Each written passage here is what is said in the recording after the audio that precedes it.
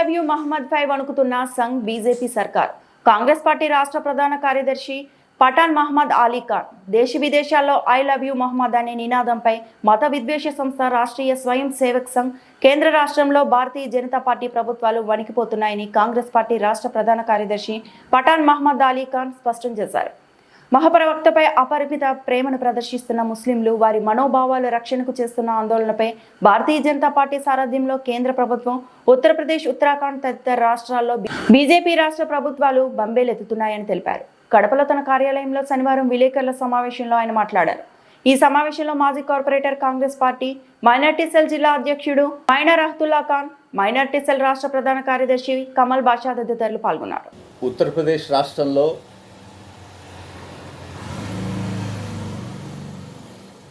బరేలీ అనే ప్రాంతంలో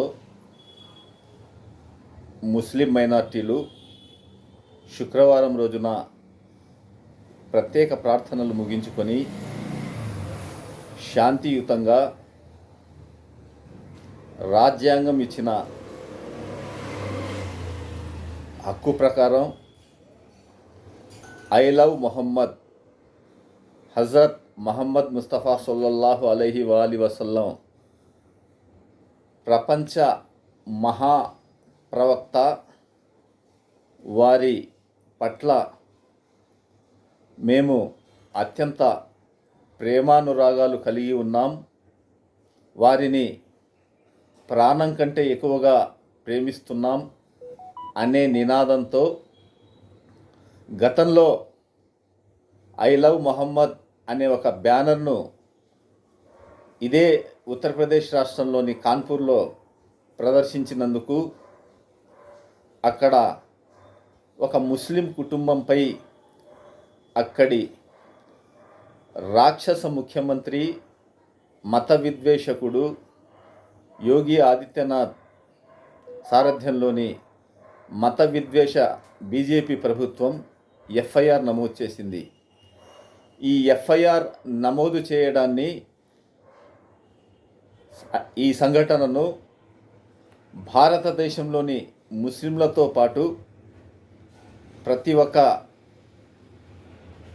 పౌరుడు, అన్ని వర్గాల ప్రజలు, సెక్యులర్ వాదులు, ప్రజాస్వామ్య ప్రియులు, ప్రజాస్వామ్యవాదులు ప్రతి ఒక్కరూ ముక్త కంఠంతో యోగి ఆదిత్యనాథ్ దమనకాండను, యోగి ఆదిత్యనాథ్ సారథ్యంలోని మత రాక్షసి ప్రభుత్వ చర్యను తీవ్రంగా ఖండించారు. అదేవిధంగా కాంగ్రెస్ పార్టీ కూడా ఈ చర్యను ఖండిస్తోంది.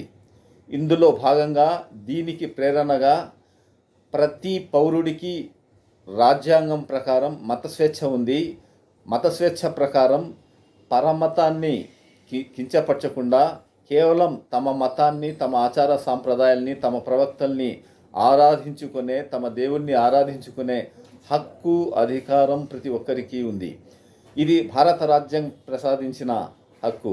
అయితే దీన్ని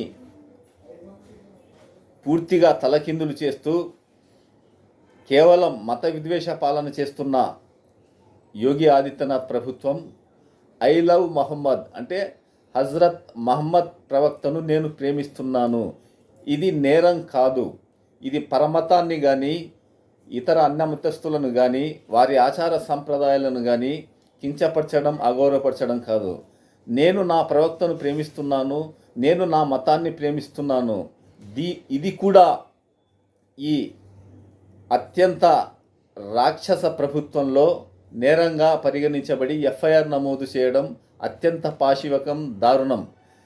దీన్ని ఖండిస్తూ దేశవ్యాప్తంగా కాకుండా ప్రపంచంలోని అన్ని దేశాల్లో ముస్లింలతో పాటు క్రైస్తవ సోదరులు, ప్రతి మతస్థుడు కూడా బాసటగా నిలుస్తూ మద్దతు పలుకుతూ దీన్ని ఖండిస్తూ యోగి ఆదిత్యనాథ్ విమర్శిస్తూ కేంద్రంలోని ఎన్డీఏ ప్రభుత్వం మత విద్వేష పాలకుడు ప్రధాని నరేంద్ర మోడీ ఈ మత విద్వేష పాలనను కూడా ఎండగడుతూ ప్రొటెస్ట్ చేస్తున్నారు, బాసటగా నిలిచారు.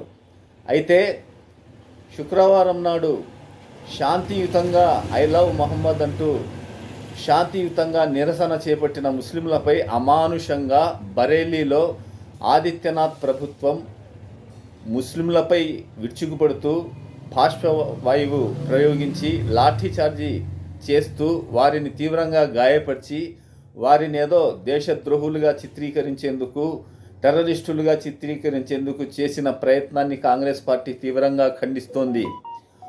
ఓట్ చోర్ గద్దీ ఛోడ్, ఓట్ల దొంగ గద్దె దిగు అనే నినాదం ప్రతి ఇంటా చేరింది. తప్పకుండా ఈ నినాదంతో, ఈ ఉద్యమంతో, ఈ మహా ఉద్యమంతో కాంగ్రెస్ పార్టీ అగ్రనేత, లోక్సభ ప్రతిపక్ష నేత రాహుల్ గాంధీ గారి నాయకత్వంలో, అలాగే ఆంధ్రప్రదేశ్ రాష్ట్రంలో డైనమిక్ లీడర్ శ్రీమతి వైఎస్ షర్మిలారెడ్డి గారి సారథ్యంలో ఈ ఓట్ చోర్ గద్దీ చోడ్ ఉద్యమాన్ని రాష్ట్ర వ్యాప్తంగా కూడా కాంగ్రెస్ పార్టీ నిర్వహిస్తోంది. ఇందులో భాగంగా రాజ్యాంగ వ్యతిరేక శక్తులైన బీజేపీ ప్రభుత్వం, దానికి కొమ్ము కాస్తున్న తెలుగుదేశం పార్టీ, జనసేన, ఇతర పార్టీలకు కూడా ప్రజలు గుణపాఠం నేర్పిస్తారు.